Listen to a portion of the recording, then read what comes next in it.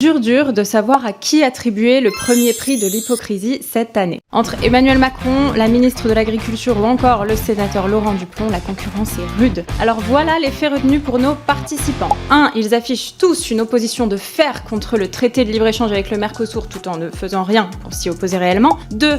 Ils préparent une loi avec des prix minimums d'entrée sur le territoire français et des clauses de sauvegarde pour protéger l'élevage et les agriculteurs français de la concurrence déloyale. Non, bien sûr que non. Ils préparent une petite loi dite Duplon qui permet au contraire d'aligner les normes françaises sur le moins-disant international en mettant plus de pesticides sur le marché, en donnant la main aux firmes pour s'accaparer les filières d'élevage, pour pouvoir produire plus avec moins d'agriculteurs, moins d'environnement et moins de santé, mais pour être compétitifs. Et 3, ils essayent de faire passer la loi en loose dé à l'Assemblée nationale par 49.3 déguisé et ils attendent en espérant que ça ne fasse pas de bruit. Bon, eh bien, c'est raté. Pour la première fois sous la 5e République, une pétition de l'Assemblée nationale a reçu plus de 2 millions de signatures. C'est une pétition contre la loi Duplon qui demande à ce qu'il y ait un débat. Et c'est gigantesque. Et c'est révélateur. Oui, les Français ont le droit de savoir que votre loi Duplon ne concerne que 65 élevages bovins en France sur 63 000 et qu'elle ne va permettre qu'une seule chose, faciliter l'accaparement par quelques firmes et grands groupes des filières d'élevage aux dépens des agriculteurs et des paysages. Oui, les Français ont le droit de savoir qu'il n'y avait absolument aucune mesure pour améliorer le revenu des agriculteurs dans cette loi. Oui, les Français ont le droit de savoir que vous souhaitiez réautoriser sur 500 000 hectares en France l'acétamipride, un pesticide neurotoxique, dangereux pour la santé et pour l'environnement.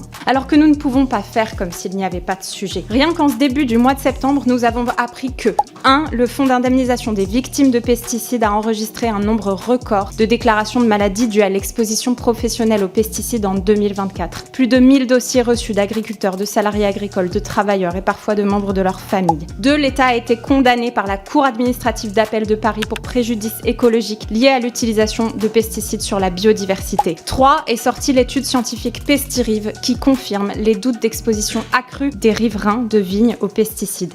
Nous ne pouvons pas faire comme s'il n'y avait pas de sujet. C'est en fait un débat primordial qui se cache derrière toutes ces questions. Soit on continue avec votre logiciel, le libre-échange à outrance, l'alignement avec le moins-disant international pour être compétitif, et bon courage pour être compétitif avec les fermes de 100 000 bœufs aux hormones du Brésil ou les immeubles à 12 étages de cochons en Chine. Soit nous considérons que l'agriculture française est un sujet primordial de souveraineté, de santé publique, d'environnement, et nous acceptons enfin d'arrêter de considérer celles et ceux qui nous nourrissent comme une variable d'ajustement sur les marchés mondiaux. Alors ayons ce débat sur la loi Duplon, c'est bien la moindre des choses dans un pays qui se veut souverain, parce que la souveraineté alimentaire, c'est d'abord et avant tout le droit d'un peuple de décider de son système alimentaire pour lui-même.